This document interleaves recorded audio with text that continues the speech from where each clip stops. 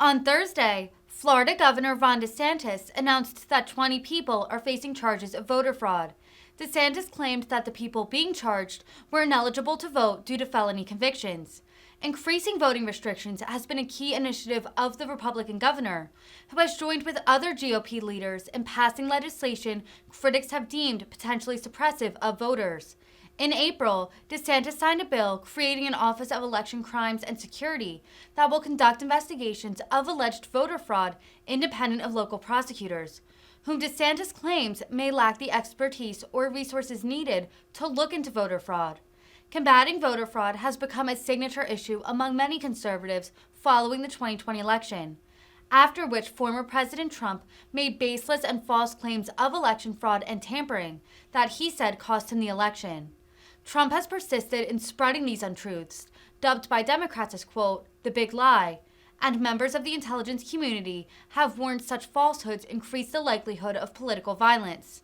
DeSantis, a possible 2024 presidential contender, has passed a number of red meat bills of late, attacking so-called woke corporations, left-leaning education policies, and promoting voting reforms. And so that's what we're announcing today, is that through our Office of Election Crimes and Security, in conjunction with the Attorney General's Office and FDLE, the state of Florida has charged and is in the process of arresting 20 individuals across the state for voter fraud.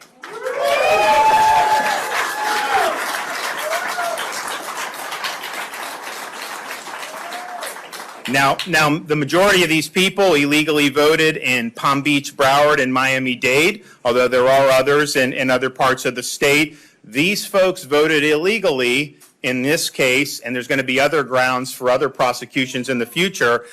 They are disqualified from voting because they've been convicted of either murder or sexual assault, and they do not have the right to vote. They have been disenfranchised under Florida law, and Amendment 4 that passed specifically included people that have been convicted of sexual assault and homicide from being able to have an automatic restoration of their voting rights. And so they did not go through any process. They did not get their rights restored, and yet they went ahead and voted anyways. That is against the law, and now they're going to pay the price for it. So they will be charged. They are being charged and arrested today with election fraud. This is a third-degree felony in the state of Florida.